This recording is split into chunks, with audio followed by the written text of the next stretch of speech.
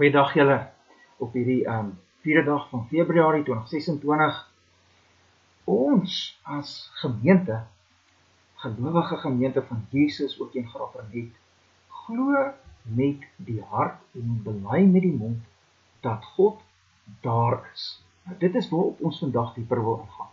En dit is so anders as die wêreld, of baie in die wêreld in elk geval, wat sê, there's probably no God.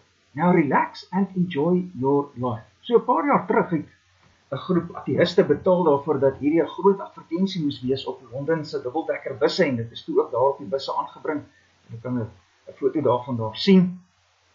Die genetikus Richard Dawkins sê, I think God is very improbable, and I live my life on the assumption that he is not there. Dis hoe baie mense in die wêreld lewe, wêreldlinge lewe. Ons leef in 'n wêreld waar dit gesê word. Die gelowige gemeente van Jesus bely, ons glo almal met die hart en bely met die mond dat daar 'n enige en enkelvoudige geestelike wese is wat ons God noem. Dis ons as gemeente hier in Graaff-Reinet se belydenis in artikel 1 van ons Nederlandse geloofsbelydenis. Waar kan ons dit eenvoudiger sê? Ons glo almal met die hart en bely met die mond dat God daar is, of dat daar 'n God is. Nou, hierdie belydenis is regtig die belydenis van Jesus se gemeente deur die eeue. Dis niks anders nie as om te sê, ons glo in een God, God die Vader, die Almagtige, die Skepper van die hemel en die aarde, en in Jesus Christus se eniggebore Seun en in die Heilige Gees. Een God in wie daar drie persone is. Ons glo dat hy daar is, 'n werklikheid is, hier is. Die wêreld sê, daar is nie 'n God nie. Die gemeente bely, ons glo almal met die hart en bely met die mond dat God daar is. Nou, wat wil ons doen as ons hierdie kontras sien, hierdie twee belydenisse, hierdie belydenis van Jesus se gemeente en die belydenis van die wêreld? Nou, binne 'n wêreld wat leef met God is nie daar nie, wil ons dieper ingaan op ons glo en bely. Dit is die eerste twee goeders waarby ons wil stilstaan. Ons glo almal met die hart en bely met die mond dat God daar is. Wat beteken dit as ons sê ons glo en bely?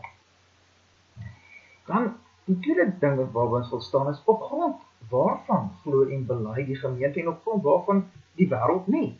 Want 'n mens glo tog nie net nie, en 'n mens bely tog nie net nie, op grond waarvan? En dan derdens wil ons vandag stilstaan by die praktiese gevolge. Kyk, as mens nou glo dat God daar is, dan het dit geweldige praktiese gevolge vir jou lewe, en as jy sê, hy is nie daar nie, dan het dit praktiese gevolge, en ons wil daarna ook kyk. Kom ons kyk heel eers na glo en bely. Wat is glo en bely nie? Glo is beslis nie, ek is nie so heeltemal seker nie, so nou glo ek maar. Dit is iets van hierdie sprong in die duisternis. Ek hoop maar ek kom oor die afgrond. Nee, dit is nie wat glo is nie. Wat is glo wel? Nou, glo met die hart is om vas oortuig te wees. Glo met die hart is om seker te weet. Hebreërs 11 vers 1 sê dit vir ons, die geloof is 'n vaste vertroue op die dinge wat ons hoop, 'n bewys van die dinge wat ons nie sien nie. Wanneer ek glo, dis asof geloof vir my oë gee, waarmee ek die onsienlike werklikheid sien. Die English Standard Version sê, faith is the assurance of the things hoped for, the conviction of the things not seen, die bewys. So geloof is werklik 'n vaste oortuiging, dis 'n seker wete, dis om geestelik te sien. En dan is geloof ook om in vertroue na God toe te gaan, en in verhouding met God te leef, en in diepe afhanklikheid van God te leef. Geloof is dus ook bekering. Geloof is om weg te loop van die lewe in die leuen van Satan. Wat is daai leuen van Satan? Nou, dit is om te sê, jy kan self God van jou lewe wees, jy kan autonoom wees, jy kan onafhanklik wees, jy kan self besluit wat is reg en verkeerd vir jou lewe, jy kan los van God die goeie lewe hê. Nou, geloof breek daarmee. Dit is 'n vaste oortuiging dat nie ek God is nie, maar die ware, die enige God, waar die God is, en dan breek ek met die leuen, en ek bekeer na God toe, en ek leef in verhouding met God, en in afhanklikheid van God. Jesus sê dit nogal vir ons mooi daar in Matteus 18 vers 3, hy sê voorwaar ek sê vir julle, as julle nie verander en soos kindertjies word nie, kan julle die koninkryk van die hemele nie ingaan nie. Daai verandering soos kindertjies word beteken daai diepe afhanklike lewe op en vertroue op God. En dis wat jy doen as jy glo. Jeremia 2 vers 13 praat van my volk het twee verkeerde dinge gedoen. My, die fontein van lewende water, het hulle verlaat en vir hulle toe reënbakke gaan uitkap en toes dit gebarste reënbakke. 'n Lewe los van God kan nie vir jou ware lewe gee nie. God is die fontein van ware lewe. By hom het ek satisfaksie, vervulling, alles wat ek nodig het. Geloof, ek ken dit, sien dit, is oortuig daarvan en gaan na God toe. En wanneer 'n mens dan so glo, dan gaan dit altyd saam met bely met die mond. 2 Korintiërs 4 vers 13 sê, omdat ons dieselfde gees van die geloof het, of die Heilige Gees wat geloof in ons werk het, soos geskrywe is, ek het geglo, daarom het ek gespreek, of ek glo, daarom het ek bely. Dis goed wat altyd met mekaar gaan. Die gemeente hier in die wêreld, Jesus se gelowige gemeente, op pad na die volheid van die koninkryk, op die nuwe aarde, die pelgrim gemeente, met Jesus ons herder koning voor ons, is 'n gemeente wat vas oortuig is deur die geloof, dat God hier by ons is, deur die geloof sien ons en weet ons hy's hier, ons bely dit hier in die wêreld wat sê, hy's nie hier nie. Nou, die vraag is, op grond waarvan? Op grond waarvan glo die gemeente? Nou, ons glo nie sonder openbaring. Dis 'n baie belangrike ding. Nie sonder openbaring nie. Nie uit ons eie vermoë en krag nie. Hoekom? Want God is transcendent. Hy is die gans ander God. Die gans ander God, transcendent, gans anders heilig. Dis heilig se een van die heiligste groot betekenisse, die gans ander een, die eenkant een, die afgesonderde een. Dis hoe ons God is. Hy's daar's 'n radikale skepsel onderskeid, en uit ons eie kan ons nie God ken nie. 1 Timoteus 6 vers 16 sê, God besit alleen onsterflikheid en bewoon ontoeganklike lig, wat geen mens, God is die een wat geen mens gesien het of kan sien. Ons kan uit ons eie God nie ken nie. 1 Korintiërs 1 vers 21 sê ook, aangesien in die wysheid van God, die wêreld deur die wysheid van die wêreld God nie geken het nie, het dit God behaag om deur die dwaasheid van die prediking die wat groter het. God openbaar hom in sy woord. Deur sy woord openbaring, die gepredikte woord, sê God, hier is ek. Ek is 'n werklikheid, ek is hier. Ons ken God nie deur ons wysheid nie. Ons neem nie die inisiatief nie, hierdie transcendente heilige God kom af na ons toe en openbaar hom aan ons. En in die begin het God die hemel en die aarde geskape. Ek is hier, sê God. Ek het alles gemaak wat hier om julle is. Ek is die skepper, ek is hier, ek is 'n werklikheid. Ek is God, nie 'n mens nie. Ek is die heilige een in jou midde. God is daar. Hoe weet ons dit? Op grond waarvan glo ons dit? Wel, deur God se woord openbaar. Uit ons eie kan ons God nooit kan ons God nooit reg ken. God moet na ons toe kom en hom openbaar. Dan weet ons hy is hier, hy's 'n werklikheid, ons leer hom ken vir wie hy is. As jy nou so 'n bietjie in filosofieboeke lees, dan sien ons dat die filosofe deur die eeue probeer het om God bewyse te kry. Hulle sal byvoorbeeld sê, alles het 'n oorsaak. Alles hier in hierdie wêreld het 'n oorsaak. Elke gevolg wat daar is, het 'n oorsaak. 'n ding wat hierdie iets wat ons nou hier het veroorsaak het. Dus daar moet 'n groot oorsaak van alles wees. Maar is die vraag, kan ons van die groot oorsaak van alles na God toe spring? En is God net 'n oorsaak, of is hy meer, is hy 'n persoonlike God, met wie jy in 'n verhouding kan staan? Filosofe sal byvoorbeeld sê, alles in hierdie wêreld het daar's intelligente ontwerp, jy kan sien hier's doelmatigheid, en dit is werklik so, en dan sê hulle, maar daarom moet daar ook 'n intelligente ontwerper wees. En dit is waar, dit is wonderlik, maar is God net 'n intelligente ontwerper? Nee, hy's meer as dit. So, vanuit dit wat ons hier met ons bewyse vanuit ons bewyse kan aflei, kan ons nie by God uitkom soos wat God werklik is nie. Ons sal byvoorbeeld ook sê, elke mens het 'n besef van reg en verkeerd in hom, en dis ook waar. Dis ook waar. En daarom sê ons dat daar moet dan ook 'n wetgewer wees. En dit is so. God is ook daar die wetgewer, maar is God net wetgewer. So, jy sien, vanuit ons bewyse van God, kom ons nooit by God soos wat hy werklik is nie. Ons het openbaring nodig. God wat na ons toe kom en homself aan ons openbaar. Nog 'n probleem met wanneer ons God bewys is, wat het dan die hoogste gesag? God wat sê ek is hier, of ek wat hom bewys het? Dis altyd die probleem, as jy iets bewys, dan het jy gesag oor daardie ding wat jy bewys het. So nee, God openbaar hom aan ons, en so kan ons hom ken, so kan ons in hom glo, so kan ons in vertroue na hom toe gaan. Nou, die gemeente glo en bely omdat God hom in sy woord openbaar.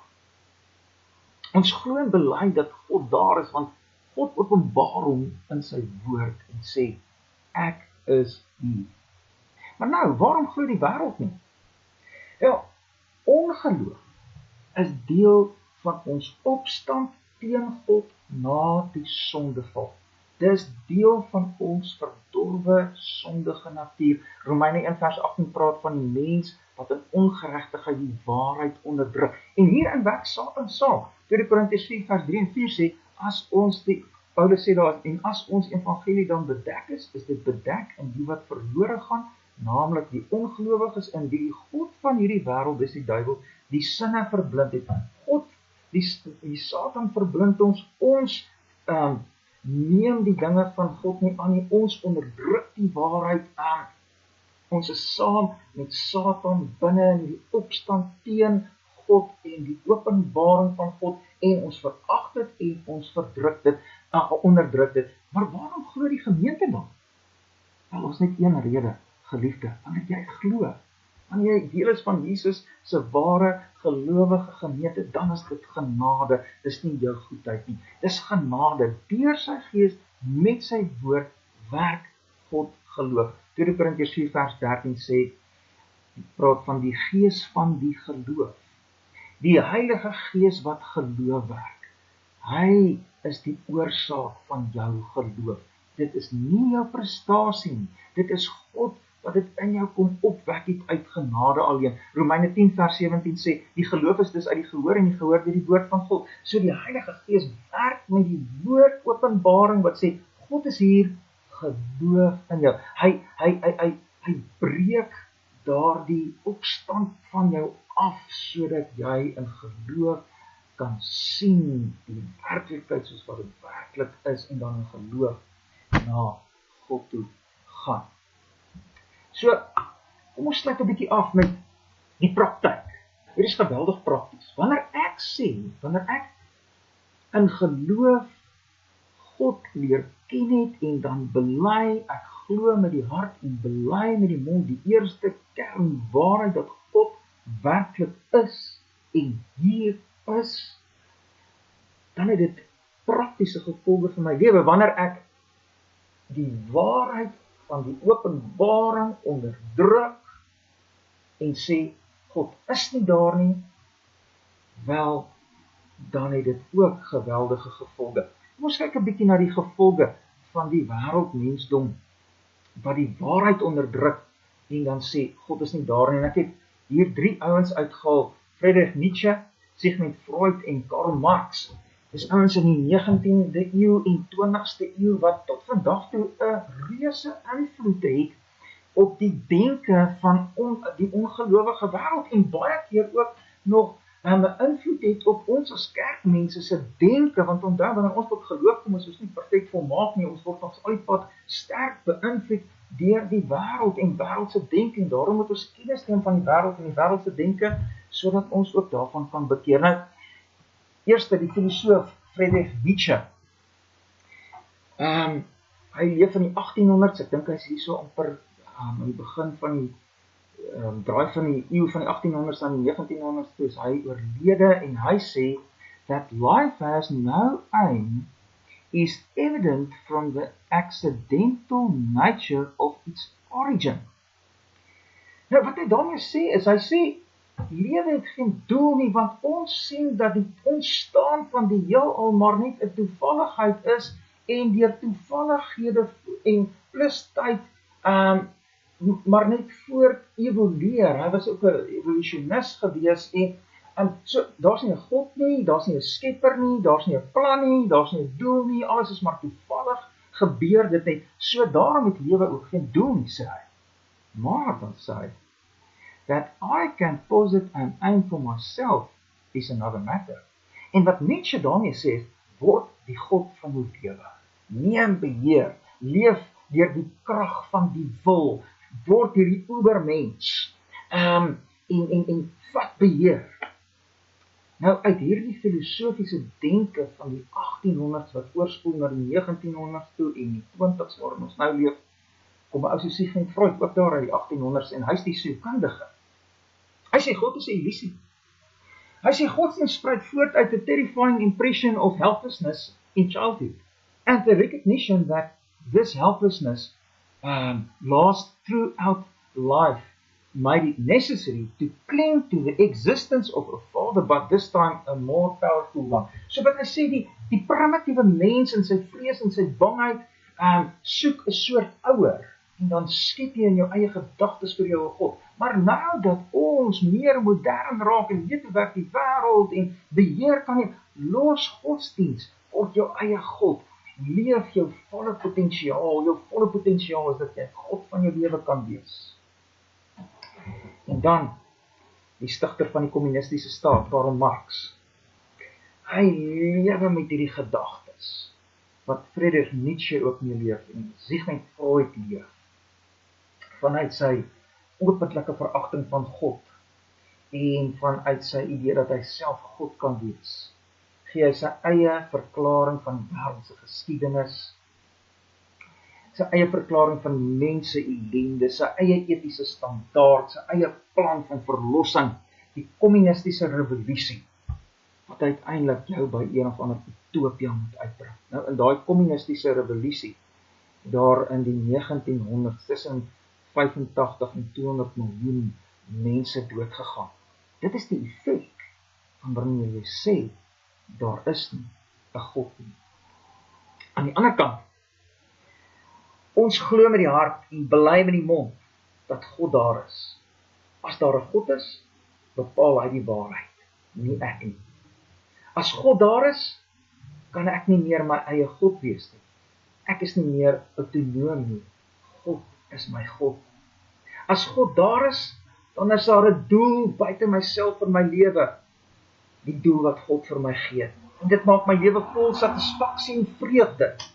As daar 'n God is, dan het hy 'n koninkryk plan. Hy vertel ons daarvan in die woord, ek het 'n goeie koninkryk. Julle het gerebelleer, maar ek is 'n God van liefde en genade. Ek gee Jesus Christus. Ek bring verlossing in hierdie wêreld en ek maak vir jou wat glo in Jesus deel van die koninkryk storie. Ek bring jou by 'n nuwe aarde uit. Ons glo met die hart en bely met die mond dat God daar is. Dis 'n wonderlike boodskap in 'n wêreld wat sê, hy is nie daar nie. Kom ons gaan leef dit.